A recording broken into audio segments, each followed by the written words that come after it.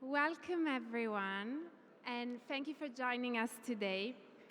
I'm Benedetta Ghione, Executive Director of Art Dubai, and I'm the moderator of this session, which is also the final of the forum, so we're very excited to be here. We're thrilled to have you for what promises to be an engaging and thought-provoking discussion on the evolution of curation in the digital age, examining how curators, artists, and cultural leaders can adapt to future technologies and engage a diverse global audience. This discussion will address the impact of emerging technologies, understanding the evolution of audience behavior, and how cultural narratives are shaped in an increasingly interconnected world.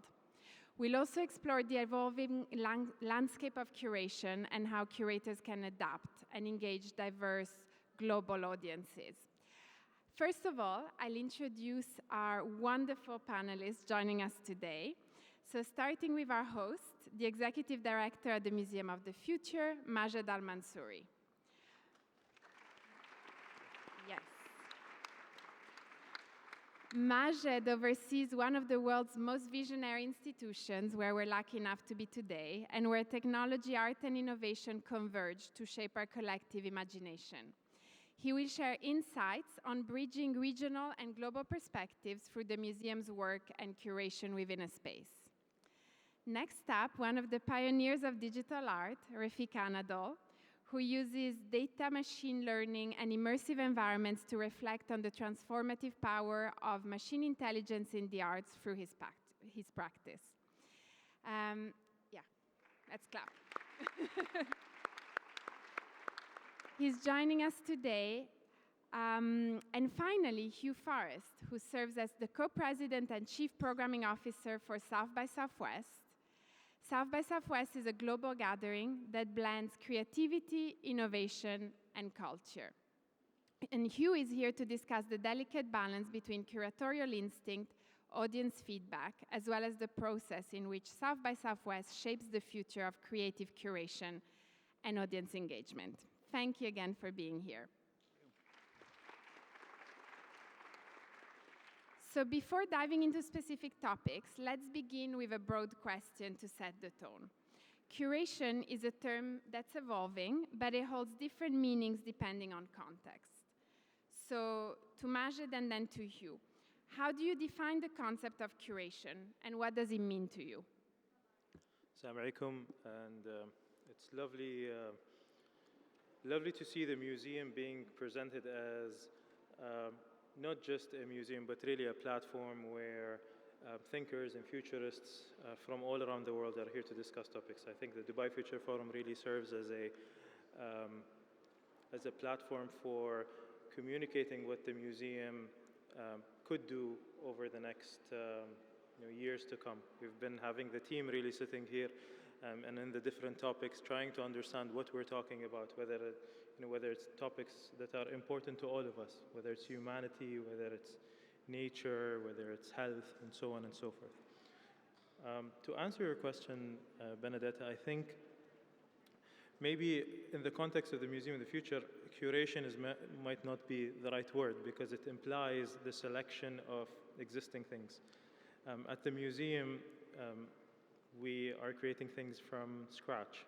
And that just didn't start with the opening with the museum. That started 10 years ago when the museum was a temporary structure at the World Government Summit, and we had to experiment on how to create a compelling topic about the future, whether it was the future of food, whether it was the future of government, whether it was the future of health, and so on and so forth.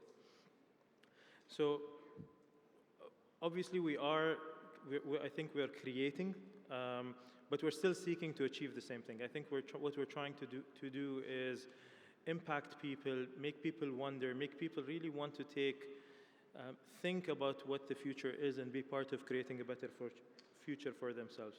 It's about choosing the right themes that are relevant, and for us at the museum, the relevance is global. It's about, Dubai is a crossing point of people from all around the world, so our audience is not just people residents of Dubai, but really people from all around the world. Thank you. And Hugh, how do you think about this? Thank you.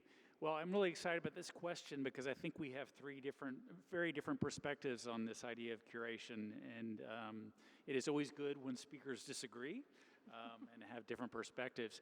From a South by Southwest perspective, and particularly with what I'm involved a lot in terms of the conference portion, i.e. panels and presentations, when we think about curation, it is really much more about community engagement. How can we engage the community to understand what they are interested in and reflect that back to them in our programming?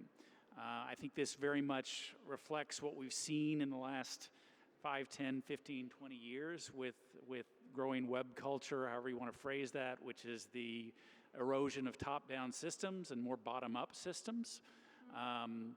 And again, trying to understand the community, reflect the community, works very well with us with South by Southwest. We have a system which we'll talk about a little bit later called the Panel Picker, which gets lots of speaking proposals. This is also how we get content for our music festival, for our film and TV festival.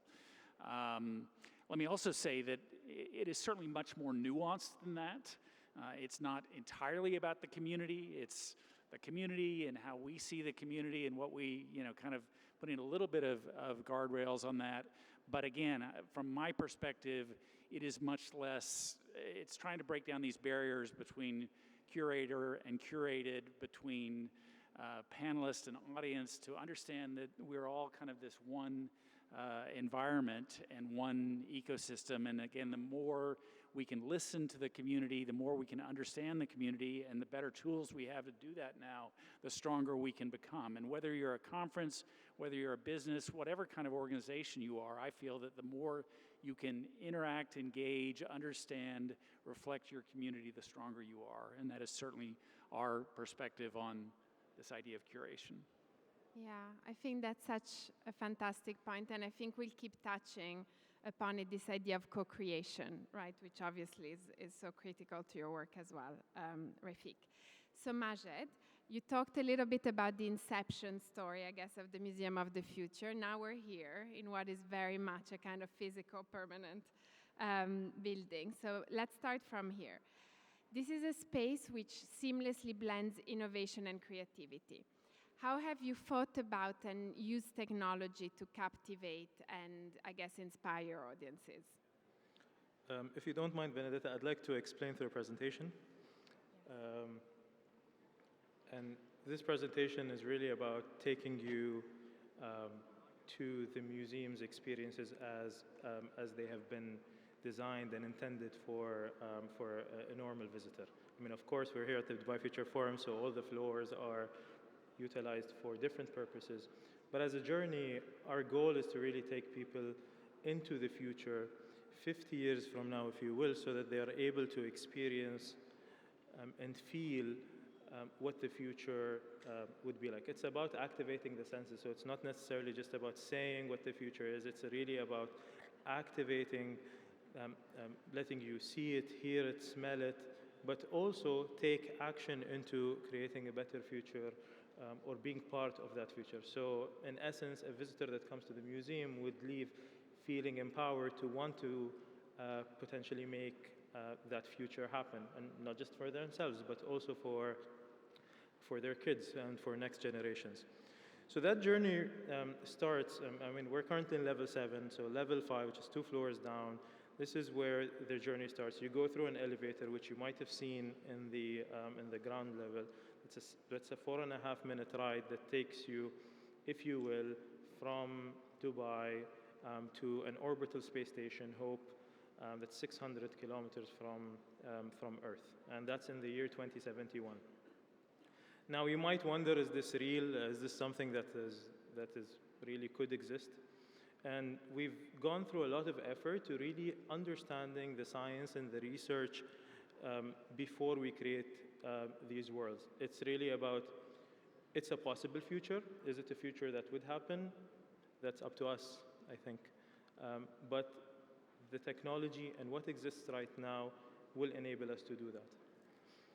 And I think to help answer part of your question, so how is technology used? And we've made a decision, a creative decision early on when working in the Museum of the Future to really use technology as an enabler rather than necessarily buying, the best technology out there. Because as many of you might know, 6 months from now or a year from now, there's a new technology. So we want the technology to help you feel something rather than it being the showcase.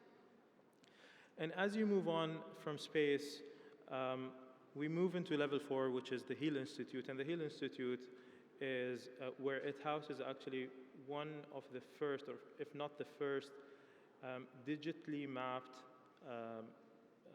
part of an Amazon rainforest. And actually the team went there in 2020, right before COVID hit, and spent 3 weeks digitally mapping an ecosystem. And the question here is, why did we do that? And I think there's 2 reasons for that. When we're able to digitally map an ecosystem, we're able to create an artificial intelligence engine that helps us, if you will, add certain elements to that ecosystem and see if that is going to support that ecosystem or not. Most experiments that have happened in history have been actual experiments where people introduced new things to certain ecosystems. Most of them were unsuccessful. But with artificial intelligence, it helps us do that in a much more efficient way. The second reason is, with climate change, we're seeing a lot of ecosystems that are potentially getting lost. So if we were to lose a certain ecosystem, having it digitally mapped helps us rebuild that ecosystem exactly as it was intended to do.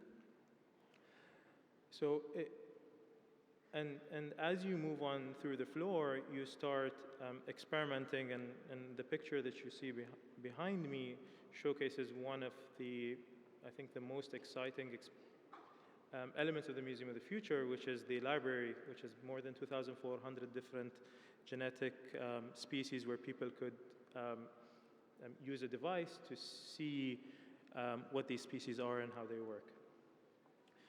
Now, of course, Al-Waha, for the Arabic speakers, Al-Waha is a very kind of dear thing to us as people from this region.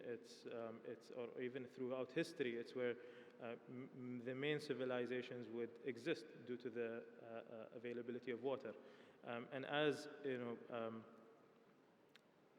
as globalization happened and as cities started coming out, people would have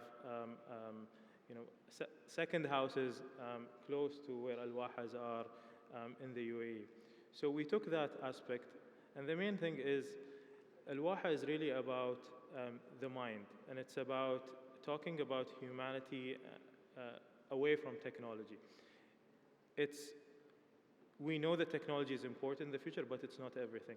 And we want to send a message that, or the museum wants to send a message that we need to focus on human connections, on social interactions, on focusing on ourselves rather than relying on technologies as we move on.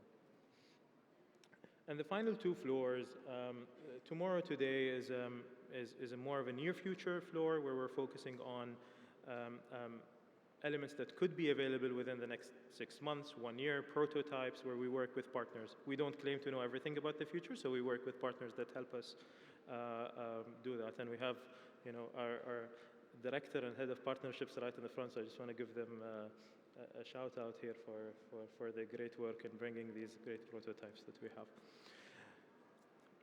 And Future Heroes is our final floor of the experience, which is taking everything that I just spoke about and creating it in a more gamified version for children aged 6 to 12.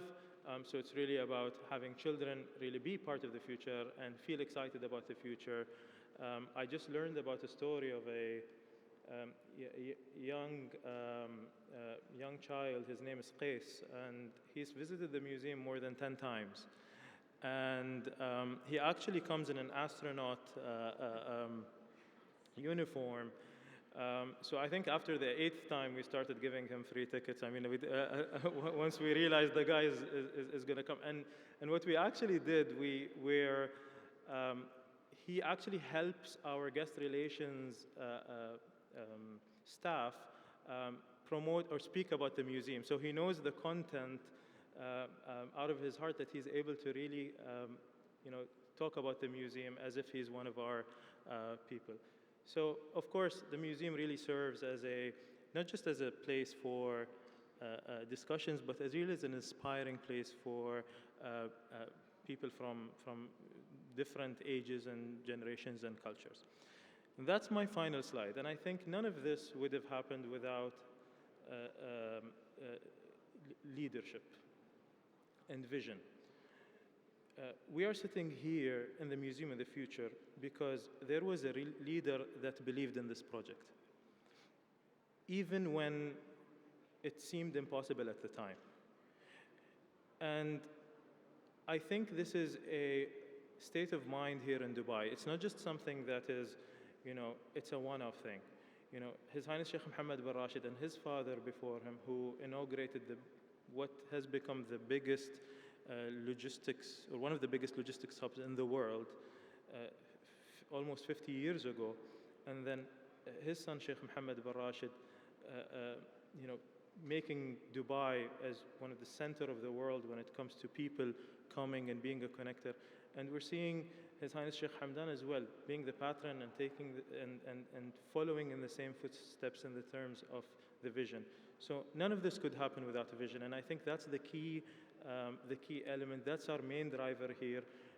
We take that vision and we try to make not just Dubai, but really have a conversation about the region, and that's, I think, what the museum represents. Absolutely. Thank you so much for that. I'm not at 10 visits yet, but I am a frequent visitor, and still we learn something every time. So Refik, over to you.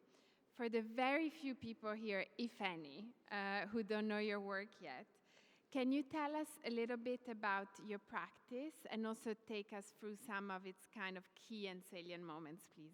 Absolutely. So, hello everyone. I'm so great to be here.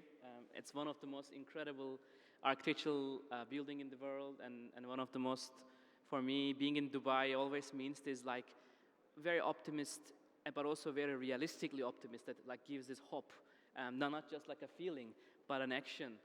So I've been in the city many times, and each time I learned so much. So, but this time, also very grateful to be here in one of the most exciting events. So I think I'm an artist using data since 2008. I think that's when I coined the term data painting in Istanbul, where I've been studying design technology and trying to understand things. And I clearly remember Peter Weibel, my mentor, and we lost him recently, who was almost 4 decades ago believing that people like myself using art, science, and technology can create art that may not necessarily fit into the classical world of art, where we expect physical objects or paintings or sculptures, but things that are maybe compute ready, can use algorithm, can use data and sensors. So when I coined the term data painting, I saw something very inspiring. I saw that if you think data as a form of communication between machines, hardware, software, systems all around the world and the machines, I saw that if data is not just number, but a form of memory, and this memory can take any shape, any form, any color, any texture, and if we liberate it from the like Newtonian physics, then I think we can create a whole new form of art. So last 16 years, I've been imagining this, and 10 years ago, opened our studio. I am here also with my partner and wife, Efsun. We have been practicing as a team. Now we are 30 people, can speak 15 languages and 10 countries. And last 10 years, we truly try to understand multiple things. So one thing that I'm really inspired that the idea of art should be for anyone and everyone, and any age and any culture. And if we liberate this, bias system of art can only be in this certain conditions, I think it can generate something extraordinary. For example, if we put our artworks in a school to give inspiration, or put in a hospital to give hope, I think the context changes very quickly. And I'm so inspired that the idea of, I think, the future of architecture, we are in a future forum. I hope that the most amazing place to think about what happens if light becomes a material. I mean, light is divine spiritually. Light is a particle, kind of wavelength. I mean, light can disappear if you don't want it in a case. But what really inspired me is blending light, algorithm, and data together, and eventually AI. I think we can find a new material that can compute. Of course, this also gets more inspiring that I hope that the future of architecture is beyond just concrete, glass, or steel. And if we blend architecture, light, data, I think we can find a new kind of a storytelling, a new form of art. So last 10 years as a studio, more than 72 cities in the world, we try to create works that always put the human in the center, not only machines, but always look for art, science, and technology, AI, neuroscience, and architecture. But at the end of the day, we look for humans, machines, and environments. I mean, this is always find these infinite stories. And what I found also fascinating is the more we demystify our process, because normally in the art history and culture, generally artists like try to hide their practice and make the artwork, shine and talk. But I think because of AI, as we all know that AI is transforming humanity, AI means possibilities, but I think possibilities come with responsibilities. So in our work, we always demystify the process, where data comes from, which algorithm we use and why, and it just creates this safe and secure space. So all these artworks you are seeing in this short clip is kind of pretty much in the same ethos and values, and we only work with open source data, never touch private data, and only focus collective memories of humanity, which in many cases, nature, space, urban, culture, things I hope that belongs to everyone. Things I hope everyone cares about or have a connection with it. So I'm very grateful that over the last 10 years as a studio, we were able to practice these technologies, and grateful to be here with you to share more. Thank you, Refik.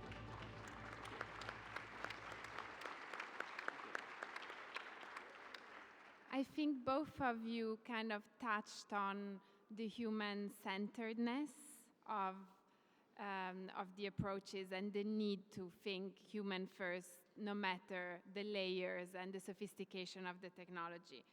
So Hugh, I guess a similar question. Obviously, South by Southwest is known for bringing incredible ideas to life, but you're also really known for staying very connected to your audience and attuned to them.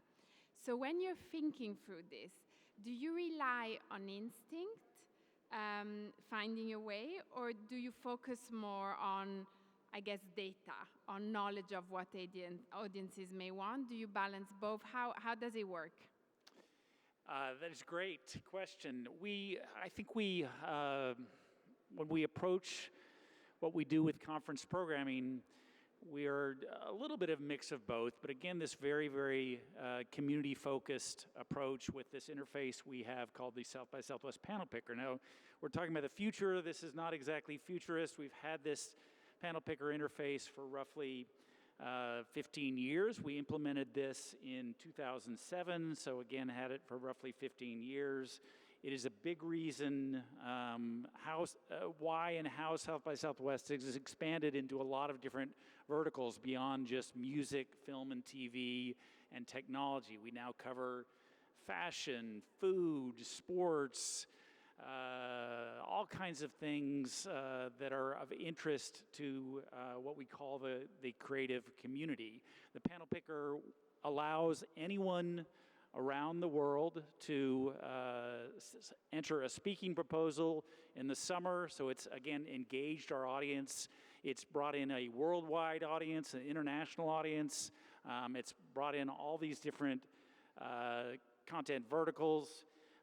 When we get these ideas from the community, and we typically get about 4,000 ideas, we then post them on an interface where the community, other people in the community can vote on these ideas.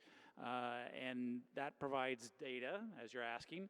We also have a committee that reviews these ideas, and we have staff that reviews all ideas. The reason to have those three separate inputs is we didn't want this to be the panel picker process to just be weighted to people who had strong social media followings. But we have this data, this voting interface open for roughly 3 weeks. People can go in, search the things they want, give it a simple upvote or no vote, comment on the thing, so it's very internet friendly. Again, creates engagement, brings in a global audience, brings in all kinds of new content verticals to South by Southwest. It is a marketplace for creative ideas. Again, we get tons and tons of proposals, and it's one of the things that's helped us expand to a lot of different fields. So again, I'm a strong believer that the community often understands what you're doing better than you understand what you're doing. Again, it's not binary that way. It's very nuanced. But again, the more we can communicate with our community in terms of what we are doing, the stronger the event becomes, the stronger the content becomes, and the better the experience of what we do at South by Southwest becomes. Amazing, thank you. And then back to you, Refik.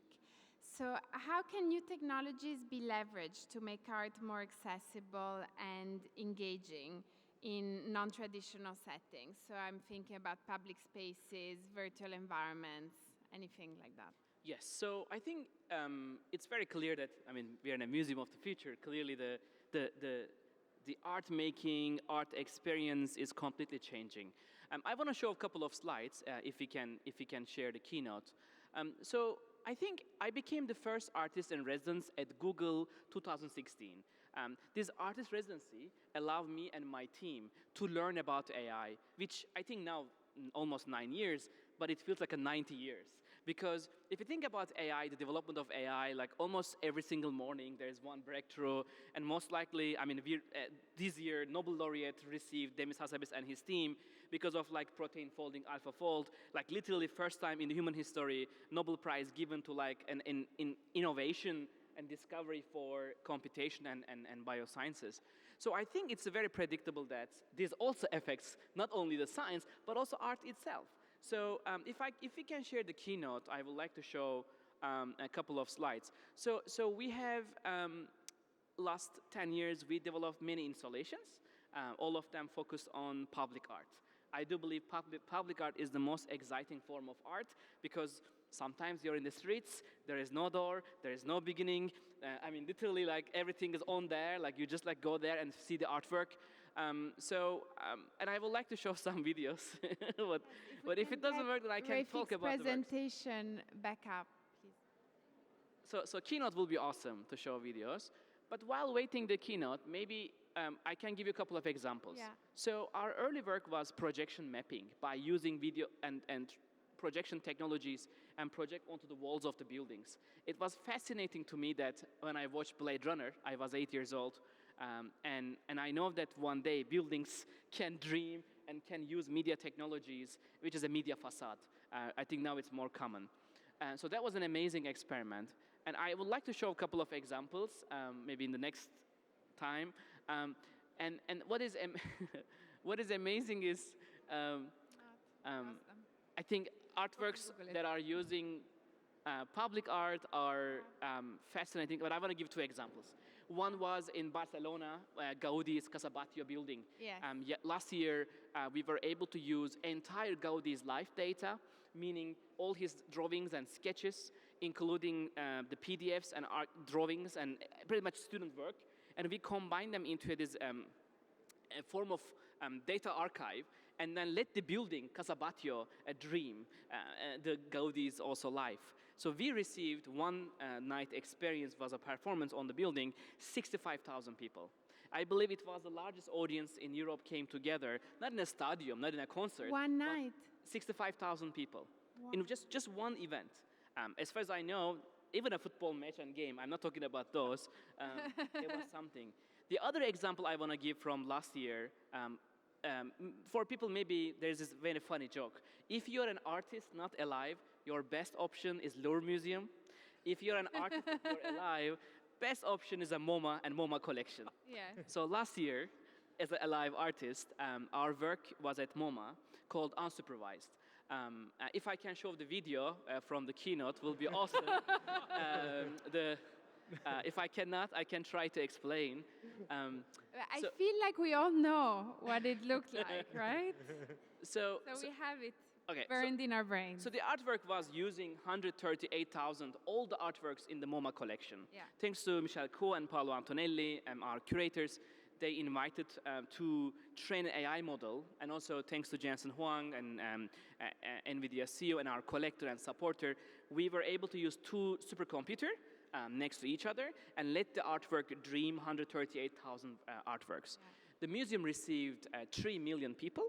It was the largest audience in the MoMA history, but also it was the first AI artwork collected by MoMA, generative AI piece, in the history.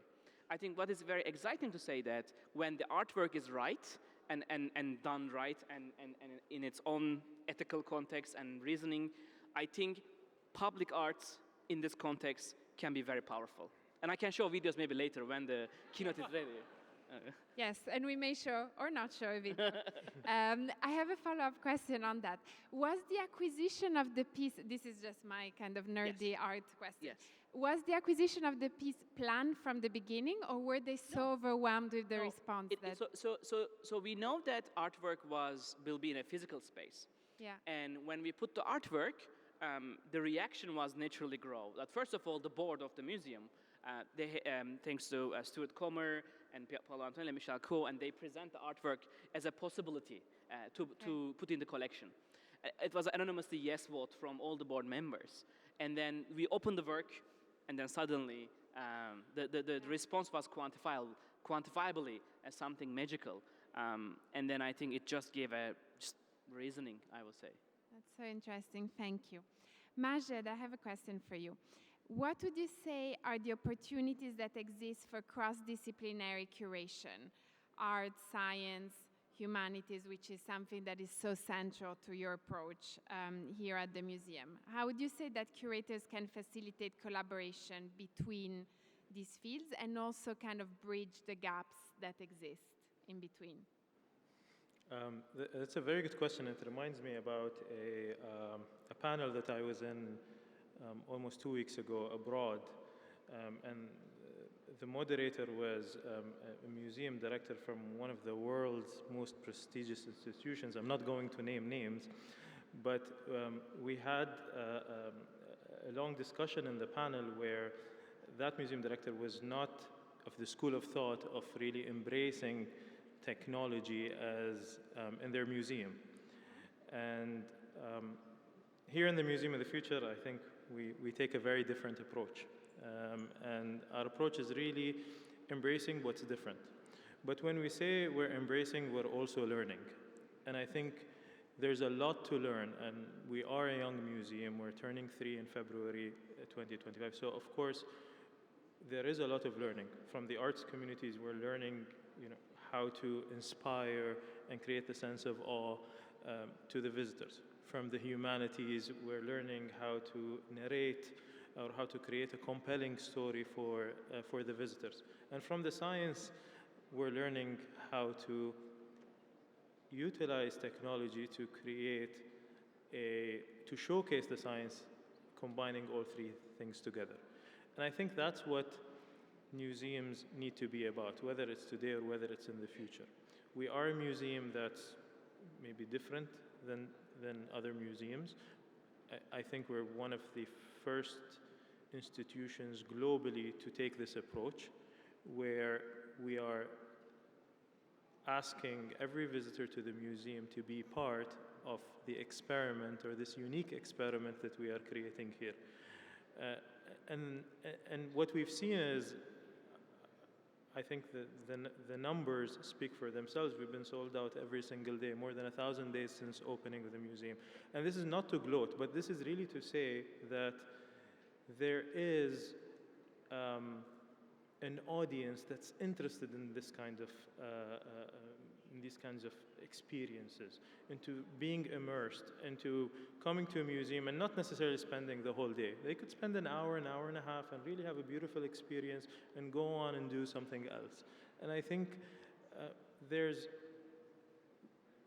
has happened here in Dubai, and we're sitting here in this panel with like-minded I'd say, artists and visionaries in their respective fields, whether it's from an art perspective or whether it's from a curation, from a platform perspective. And we all have the same, I think, goal. And for those of you who haven't visited South by Southwest, I really urge you to do that. And I think there's really interesting things to do. And I know Refik and the museum are doing some interesting things together. Maybe, we're not sure when to announce it, but we're really, really excited for doing this first of a kind experience together. Thank you so much. So as we're coming to a close, I wanted to think ahead, look ahead. Hugh, what do you see next for South by Southwest in terms of curating, bringing together global audience? What are the future trends that you anticipate in the coming 5 to 10 years? Hard question, I know. Well, I think we will, or I know we will continue to evolve in terms of the content we cover. 5 and 10 years is a long time away. So will it be quantum? Will it be flying taxis? Will it be something else? It will. What will not change, I don't think will change, is what an event like South by Southwest, what the Museum of the Future, what so many events do is bring people together, okay? We are an event that is largely about technology, new technology, and every year we rediscover that the most important technology is the oldest technology in the world, which is the power of face-to-face interactions. And I think that becomes even more powerful in our increasingly virtual, increasingly AI world. There's been great information in these sessions today, but there's been even greater connections downstairs on the first floor in the lobby of people meeting each other, making new connections, understanding the potential opportunities to work together. That's what I see as our future. I mean, a lot of head nodding by this panel about the power of bringing people together. Majed, as Dubai is a hub of innovation and cultural dialogue, I wanted to ask you about some of the broader challenges in global curation. How do you, as the Museum of the Future, balance the mandate of bringing Middle Eastern perspectives to a global stage whilst engaging an increasingly global audience? While preparing for this panel last night, I was actually reflecting on something. I mean, growing up here in the UAE, I've been, or many people who have lived and grown up, have been exposed to so much cultural diversity that I don't think exists anywhere else in the world in such a concentrated area. And reflecting on that, I think this is what this museum is all about. It's not just a museum that is, it needs to speak to people from all around the world. But at the same time, it needs to be true to its roots. And I think that's why sitting in this beautiful space, and you see the Arabic calligraphy all around us, but also on the outside. And it's a strategic decision by His Highness, because he is one of the biggest patrons of the Arabic language, and talking or presenting the future in a local way, in a way that's from Dubai and can only happen in Dubai because of its cultural diversity, because of the type of people that are coming. I think the museum has hosted 177 nationalities since opening. So there needs to be a universal language where you're presenting something to it. But at the same time, it needs to be true to Dubai, true to the UAE, true to the region as well. In level 5, the OSS Hope, we talk about kind of how Islamic and the regional culture over hundreds of years have used astronomy or were pioneers in astronomy, and how that relates to the future. And that's what, I think that's a challenge, but that's a challenge that I think the museum has done quite well into turning it into an opportunity. And we've seen that time and time along. We've learned a lot, I think, as well. So even in the next iteration of what we're doing with the museum, we're really looking at how we can be even more, let's say, to showcase a future that's not just that's relevant to any person, whether you're from Tokyo, whether you're from New York, it doesn't matter. You're here and you're seeing a future that's important to you, that no matter where you're from, no matter where your language, that's why we're not writing so many things, because there's so many languages, so how can we communicate to everybody? So we want people to freely feel what the future is here. Yeah, and that is very palpable, I think, in the experience of being in the museum. And so, Refik, for you, what is the next question that's keeping you up at night? And Yes. how do you ensure that the new generations stay engaged? Yes, so first of all, super excited about what Mr. Majed mentioned. We have a big surprise, and I'm so excited about it, and I think it will be something extraordinary, which I can't wait to share more. That's one, what is next. But and the other next is, can we show keynote? Sorry. Just 2 slides, really. If you can't, no problem. I think no keynote. Okay. The other next is, as an artist working with this medium last now 10 years, working with MoMA, Guggenheim, Museum of the Future, there is not so many places truly in the world that artists like myself can practice, or where they can try algorithms, data. Like training AI is a very big challenge. Like training AI for artists right now is very hard. And it's probably almost like impossible given the financial challenges of AI research. So I've been seeing this as a person myself, and I always think like what other colleagues are missing maybe in this field as well. So me and my partner Efsun together, we a couple of weeks ago announced the world's first museum of AI arts in Los Angeles called Dataland. So that's our really very exciting, a very humble institution, very maybe small its own context, but I do believe that it can say a lot. It is about the future of AI arts and ethical research, nature-friendly AI compute, and try to find people who may not able to work with these challenging technologies, but also bring together people maybe believes in human-machine collaboration. I don't believe future is only machines doing all the good work and all the creativity. It will be a very sad future, and I hope that we can find the balance between human and machines and introduce this possible and possibilities and responsibilities together in the form of institution. So that's something we are working hard and can show more in a different keynote. If only we could get that presentation up. But I'm so happy to be here in this building that inspires the most. Thank you. So that's one of the teaser, but I'm very grateful to be here with you all, and thank you for giving a voice. Amazing. I think we went a little bit over time, but it was too good to stop. So thank you so much to our panelists for being with us today, and thank you for being part of this wonderful conversation. Thank you. One slide. Yeah. Thank you. Thank you very much.